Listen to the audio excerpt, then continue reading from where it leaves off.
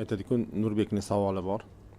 Biroz hazil ma'nosida, chunki juda bir urushlar to'g'risida gapirganim uchun muxlislarimizdan ham biroz kayfiyatlarni ko'tarmoqchimiz. Endi bu xabar bilmadim qanchalik o'z kayfiyatini ko'taradi. Shimoliy Koreya ketma-ket ballistik raketalar uchirmoqda.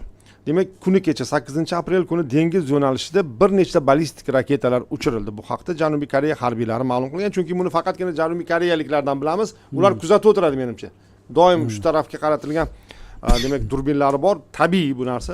Mazkur sinovlar bir kun avvalgi uchirishlarning davomi bo'lib, ya'ni bu ketma-ket Seulning siyosiy taranglikni yumshatish borasidagi umidlariga jiddiy zarba bermoqda. Janubiy Koreya shtab boshliqlari birlashgan qo'mitasi ma'lumotlariga ko'ra, Shimoliy Koreya mahalliy vaqt bilan 14:20 da, demak kecha ertalab 10:20 da Toshkent vaqti bilan Wonsan hududidan sharqiy sohil tomon noma'lum raketani uchirgan. Shu kuni ertalab ham Shimoliy Koreya aynan shu hududdan bir necha qisqa masofali ballistik raketalar uchirgan va bu raketalar taxminan 240 kilometr masofani bosib o'tgan. Hattoki qanday raketalar uchirayotgani to'g'risida to'liq ma'lumotlar ham yo'q ekan, shuning uchun noma'lum raketa deb atalmoqda. Demak, bu 26-yilning o'zining hisobidan bu 4-chi, 5-chi va 6-chi ballistik raketa sinovlari ekan. Shimoliy Koreya BMT taqiqlarini rad etib, buni o'zini himoya qilish suveren huquqi deb hisoblaydi va hech kim bilan bu haqda maslahatlashmoqchi ham emas. Hattoki Rossiya va Xitoy bilan ham bu haqda ochiq maslahatlashayotgani to'g'risida gap yo'q. Abdulla aka, buni mana anglatadi.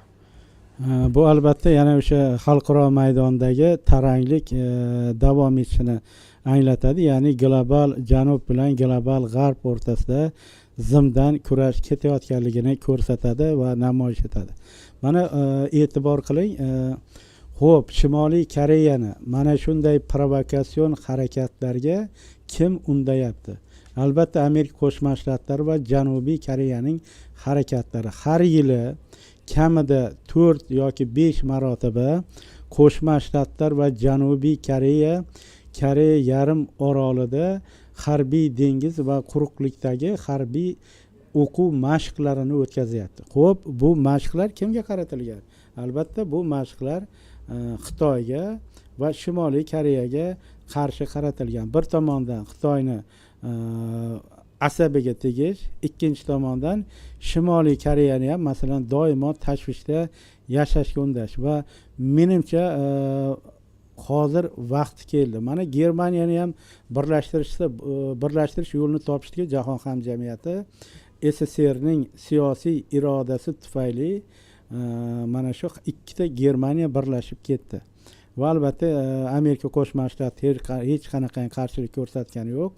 Va menimcha bu yerda mana Shimoliy Koreyadan masalan Rossiya qo'lini tortdi. Hech qanday 91-yildan keyin Shimoliy Koreyani masalan qo'llab-quvvatlagani yo'q va faqatgina bu yerda Janubiy Koreya va Amerika Qo'shma Shtatlarini Shimoliy Koreyaga hujum qilishdan tortib turgan narsa shu paytgacha Xitoy bilan Shimoliy Koreya o'rtasidagi mudofaa sohasidagi hamkorlik to'g'risidagi bitim hisoblanadi va mabodo Janubiy Koreya yoki AQSh yoki Yaponiya hujum qiladigan Shimoliy Koreyaga o'z-o'zidan Xitoy yordamga keladi va 2025-yilda adashmasam yo 24-yilda Rossiya bilan Shimoliy Koreya o'rtasida ham ittifoqchilik to'g'risidagi kelishuvlar imzolandi, ya'ni harbiy ittifoqchilik va agressiya bo'lgan taqdirda Rossiya yordamga keladi.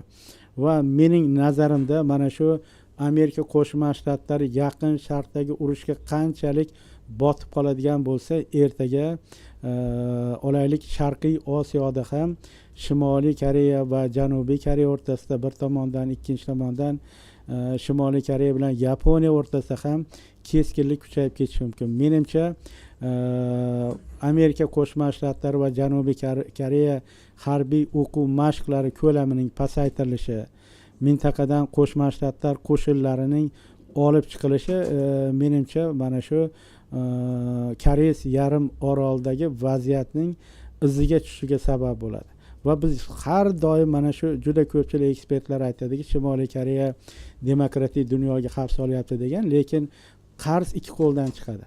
Agarki Janubiy Koreya ham olaylik qurollanish poygasidan voz kechadigan bo'lsa yoki xavfsizlik zonasiga sifatida Qo'shma Shtatlarning qo'shinlarini chiqarib tashlashni masalan talab qiladigan bo'lsa, menimcha Shimoliy Koreya ham qurollanish poygasidan voz kechishi mumkin. Chunki unga ham bugun havas emas, ya'ni o'zini o'zi mudofaa qilish uchun juda katta harbiy xarajatlarni, xavfsizlik uchun juda katta mablag'lar ajratishni albatta to'xtatilishini Pxenyan hukumati ham istaydi nazarimda.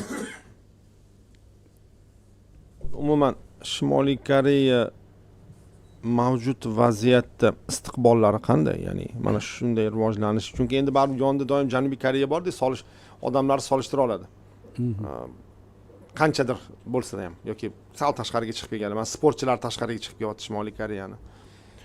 Shu nuqtai nazardan umuman Shimoliy Koreyada mana shunday hayotning istiqboli haqida Abdulla aka. Haqiqatda juda ham bir og'riqli masala bu. Shimoliy Koreya olaylik dunyoga qachon ochilishi mumkin, qachon bir rivojlanish yo'liga o'tadi degan ma'noda bugun olaylik Shimoliy Koreyada olaylik mamlakatni isloh qilishga majbur qiladigan muxolif kuchning o'zi yo'q. Buning uchun rejim hech qanday imkoniyat qoldirayotgani yo'q va shunday ekan albatta xalqni birlashtiradigan kuch bo'lmas ekan hech qanaqa bu yerda biz Shimoliy Koreyada siyosiy o'zgarish bo'lishini kutmasligimiz lozim va menimcha bu yerda qachon masalan rejim o'zgarishi mumkin? Mana 1980-yillarning o'rtalarida Sovet ittifoqida islohotlar o'tkazildi va mana shu islohotlar albatta shu mamlakatda juda katta o'zgarishlar yasadi, hatto mamlakatning parchalanishiga ham olib keldi va Xitoyda ham mana 60-yillarning oxiridan boshlab 1960-yillarning oxiridan boshlab islohotlar boshlandi, xususiylashtirishga keng yo'l ochildi va faqatgina mana shu mamlakatda Kim Il Senlar oilasi boshqaruviga masalan chek qo'yiladigan bo'lsa, bugun mamlakatda to'g'risini aytganda harbiylar mamlakatni boshqaradi.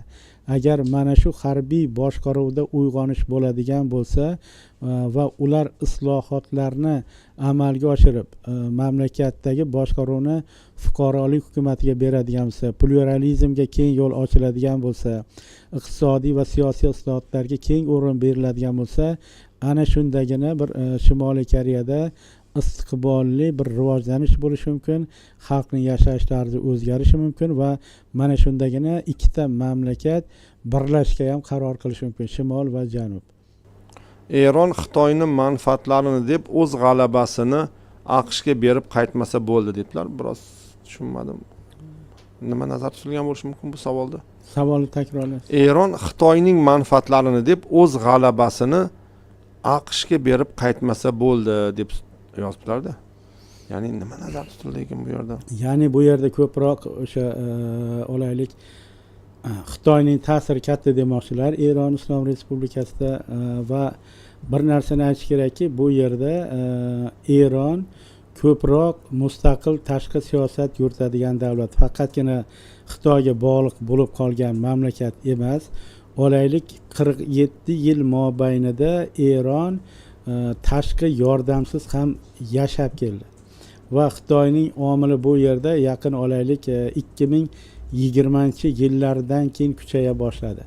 Ya'ni nafaqat Xitoy Rossiyaga bog'liq bo'lib qolishni, balki energetik bozorlarda diversifikatsiya masalasini o'rtaga tashladi va Eron Islom Respublikasidan neft sotib olishga kirishdi va mening nazarimda bu yerda birinchi navbatda Tehron rasmiylari ko'proq Xitoy va Rossiyadan mustaqil tashqi siyosat yuritishga harakat qilishyapti va mana shu kungacha ham mana o'tgan urush boshlangan davrdan mana 40 kun o'tdi deylik. Mana shu 40 kun mobaynida Eron na Moskvaga na Pekinga harbiy yordam so'rab murojaat qildi. Shuning uchun hech qachon Eron Xitoyning manfaatlarini deb Qo'shma Shtatlarga o'zining pozitsiyasini berib qo'ymaydi.